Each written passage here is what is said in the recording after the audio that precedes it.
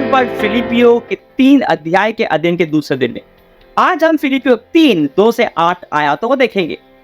हम बात कर रहे हैं आनंद की, पॉजिटिव रहने के बारे में। और जब बात आती है पॉजिटिव की तो हमें यह भी समझना चाहिए कि नेगेटिव क्या है और वह नेगेटिव क्यों है। पौलुस ने कहा था फिलिपियो 2:3 में कि झूठी बढ़ाई के लिए, झूठे घमंड के लिए कुछ भी ना करो। क्या होता है जिस पर हमें झूठा घमंड होता है और वह क्यों नेगेटिव है, हम आज ये समझेंगे।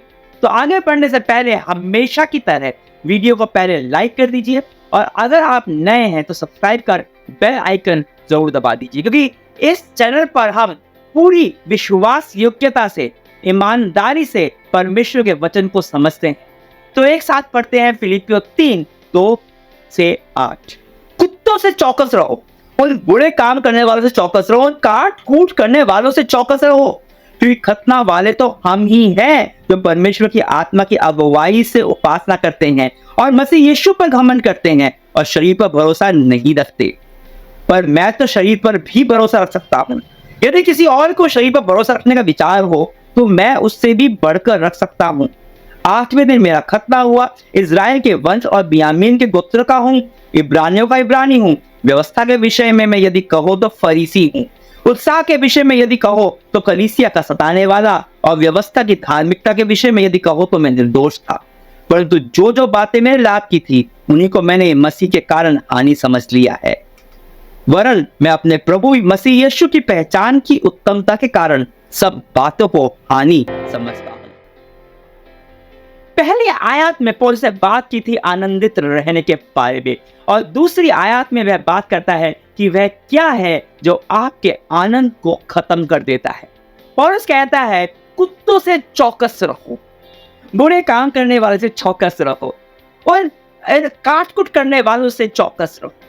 पौलुस यहाँ बात कर रहा है उन लोगों की जो इन विश्वासियों पर यहूदी खतना करने की प्रथा को लादना चाहते।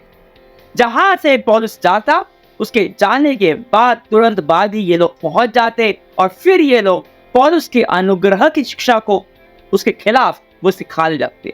इनका कहना था कि यीशु मसीह पर विश्वास काफी नहीं है, आपको खतना भी करना पड़ेगा और मूसा की व्यवस्था को मानना भी पड़ेगा, तभी उद्धार होगा। ऐसे लोगों के लिए पौलुस बहुत ही कठोर शब्दों का प्रयोग करता है। गलातियों की पत्री में पौलुस ने इन्हीं लोगों का खंडन करते हुए पत्र लिखा था। खतना यहूदियों के लिए एक घमंड का कारण था, क्योंकि वह उनका परमेश्वर के लोग होने का एक शारीरिक चिन्ह था। वह दर्शाता था कि वे दूसरों से अलग हैं और परमेश्वर ने उन्हें चुना है। वे सोचते थे कि क्योंकि उनके पास ये शारीरिक चिन्ह है वे परमेश्वर की नजरों में धार्मिक हैं। पर पौलुस कहता है 3 आयत में कि असली खतना करने वाले वे लोग हैं जो यीशु मसीह पर विश्वास करते हैं। वे लोग पवित्र आत्मा की अगुवाई में उपासना करते हैं, जिनका परमेश्वर के साथ आत्मिक और वास्तविक रिश्ता है, न कि कोई शारीरिक चिन्ह मात्र जो केवल बाहरी होता है, आंतरिक नहीं। यहूदी खतना करने के अपनी कोशिशों से व्यवस्था पालन कर खुद को धार्मिक समझते थे। उनका सारा विश्वास उनकी खुद की कोशिशों पर, उनकी खुद की उपलब्धियों पर आधारित था। कोई भी धर्म उठा लीजिए वो यही सिखाता है, यह जगत भी यही सिखाता है। आप जितना उपलब्ध करोगे संसार में उतना ही खुशी आपको मिलेगी। जगत इसे सफलता का नाम देता है, सक्सेस। अब यह उपलब्धि अलग अलग लोगों के लिए अलग अलग हो सकती है। अधिकतर लोगों के लिए यह रुपए पैसे कमाना होता है, कितना पैसा आप कमाते हो, कितने बड़े घर में आप रहते हो, कितनी बड़ी गाड़ी आपके पास है, आपने कितने नौकर चाकर रखे हैं, आपकी पदवी क्या है, कितने लोग आपको पहचानते हैं। अधिकतर लोगों के लिए सफलता एक यही पैमाने, और जिसके पास जितनी सफलता वह उतना ही आनंदित, ऐसा ये लोग समझते हैं। कुछ लोगों के लिए भौतिक चीजें मायने नहीं रखती, वे लोग थोड़े धार्मिक टाइप के होते हैं, रिलीजियस टाइप के। कितने परमेश्वर के हम करीब, उनका जीवन कितना शुद्ध है। कुछ लोगों के लिए यह जरूरी होता है, ऐसे लोगों को लगता है कि अगर अधिक प्रार्थना करेंगे, धर्म ग्रंथ पढ़ेंगे, तीर्थ पर जाएंगे, दान पुण्य करेंगे, नियमों का पालन जो है करेंगे, तो उतने ही वे परमेश्वर के करीब हैं। कम से कम उन्हें तो ऐसा लगता है। पर दिक्कत यह है कि इन सब के लिए मनुष्य अपने शरीर पर, यानी अपनी ही खुद की चेष्टा पर निर्भर रहता है। दुनिया सिखाती है जो चाहिए वो हासिल कर लो, गो गेट इट। बस आपको परिश्रम करना है, आपको अपनी चेष्टा से सफल बनना है, आपको अपनी ही कोशिशों से धार्मिक बनना है। अब यह कुछ समय के लिए यह कुछ खुशियां तो दे सकता है, पर यह खुशी दरअसल खुशी नहीं है, पर घमंड होता है। देखो मैं कितना बेहतर हूं दूसरों के मुकाबले। पर समस्या यह है कि यह आपके अंदर एक खालीपन उसको भरने नहीं देता। मैं कुछ ऐसे पुरुषों ऐसे महिलाओं को जानता हूं जिन्होंने इस तरह की सफलता की शिखर उन्होंने हासिल की, सफलता की शिखर पर पहुंच गए हैं। बाहरी तौर से देखें तो ये सफल दिखते हैं, लोगों को लगता है कि ये लोग बहुत खुश हैं, पर अगर आप करीब से अगर आप उनके जीवन को देखेंगे, अगर आपको उनके जीवन में करीब से झांकने का मौका मिलेगा, तो आप पाएंगे कि उनका जीवन कितना खाली है। इस खालीपन को भरने के लिए वे किसी और चीज के पीछे भागते हैं। वे सोचते हैं कि वो चीज मिल गई तो उन्हें खुशी देगी, पर वो भी उन्हें सिर्फ खालीपन ही देती है। फिर वो किसी और चीज के पीछे भागते हैं, फिर किसी और चीज के पीछे और किसी और चीज के पीछे, और ऐसा लगता है कि आनंद खुशी उनके आगे आगे भाग रही है और वो उसके पीछे पीछे, कभी हाथ ही नहीं लगता। यहाँ तक कि उनके रिश्ते भी खोखले और बीमारी हो जाते हैं। ऐसा धार्मिक दिखने वाले लोगों के साथ भी होता है। भगवान भगवान ईश्वर ईश्वर करेंगे, पर परमेश्वर के साथ सच्चा रिश्ता नहीं है तो आनंद कहां से आएगा? क्योंकि सब कुछ उनके खुद की चेष्टाओं के ऊपर निर्भर होता है। ऐसे कथित धार्मिक लोग आपको देखेंगे चिड़ से लगने लगते हैं, उनमें कोई आनंद आपको दिखाई नहीं देता है। वही अधिकतर दुनिया के नजरों में जो सफल लोग होते हैं, मैं देखा है कि वो लोग अंत में डिप्रेशन जैसी बीमारियों का शिकार हो जाते हैं। पौलुस यहाँ खुद का उदाहरण देते हुए कहता है कि अगर किसी को शरीर पर मतलब अपनी चेष्टाओं के ऊपर भरोसा करना है, तो सबसे अधिक उपलब्धि उस समय अगर किसी की थी तो वो पौलुस की।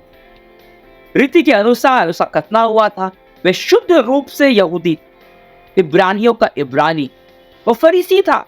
फरीसी उस समय यहूदियों में सबसे कट्टर हुआ करते थे, जो सारी धार्मिक विधियों को बड़े ध्यान के साथ उसका पालन किया करते थे।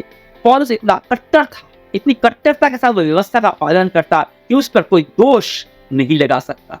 उसमें इतना धार्मिक कि वह यीशु मसीह कलीसिया को वो सताया करता था।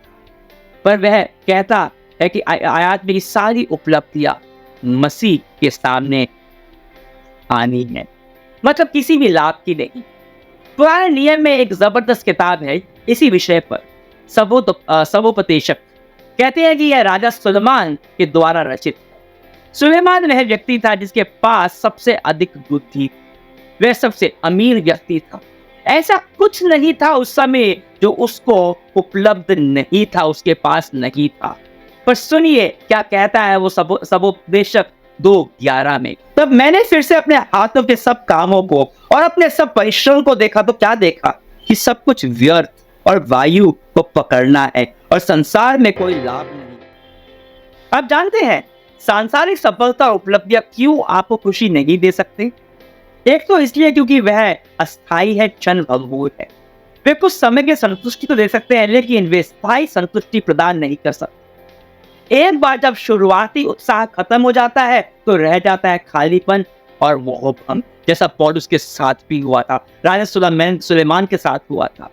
जब आप सांसारिक उपलब्धियों पर भरोसा करते हो, खुद की चेष्टा पर भरोसा करते हो, तो आपको हमेशा बाहरी स्वीकृति की और मान्यता की आवश्यकता रहती है। आप हमेशा दूसरों का अनुमोदन चाहते हो, हमेशा खुद को प्रमाणित करने की कोशिश करते हो। आप एक तुलना करने वाले जाल में भी फंस जाते हैं। दूसरा व्यक्ति मुझसे आगे कैसे निकल गया, मुझसे आगे क्यों है, वह मुझसे अधिक सफल क्यों है।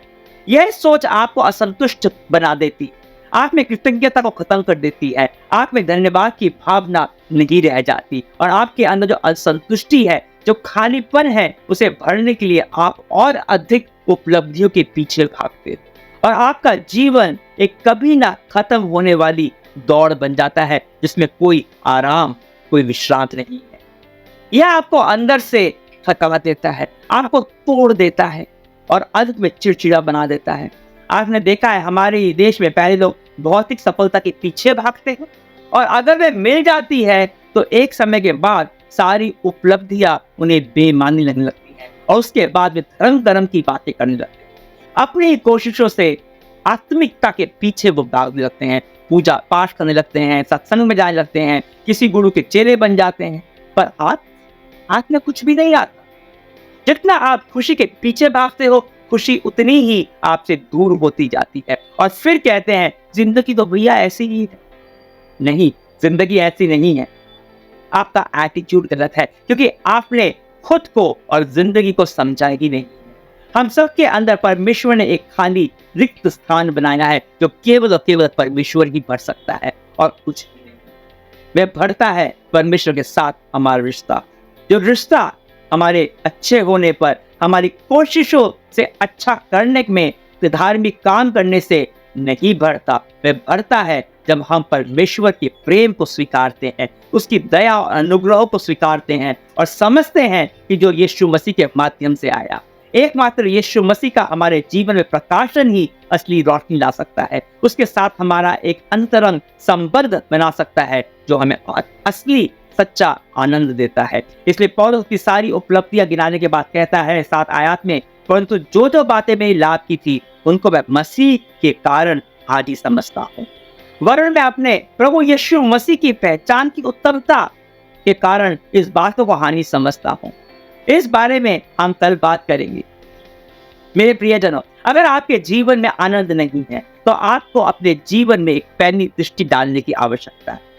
क्या है जिसके पीछे आप दौड़ रहे हो? क्या है जो आपको हर समय परेशान कर रहा है? क्या है जो आपको डराता है, आपको खोने का डर लगता है? क्योंकि हो सकता है कि आपके पास नहीं है, उसके पीछे आप भाग रहे हो। वह मिल भी जाए तो आपके पास हमेशा के लिए वो नहीं रहेगा, और आपके पास जो है जिसे खोने का डर आपको सताता है, वह अवश्य ही आपसे दूर हो जाएगा।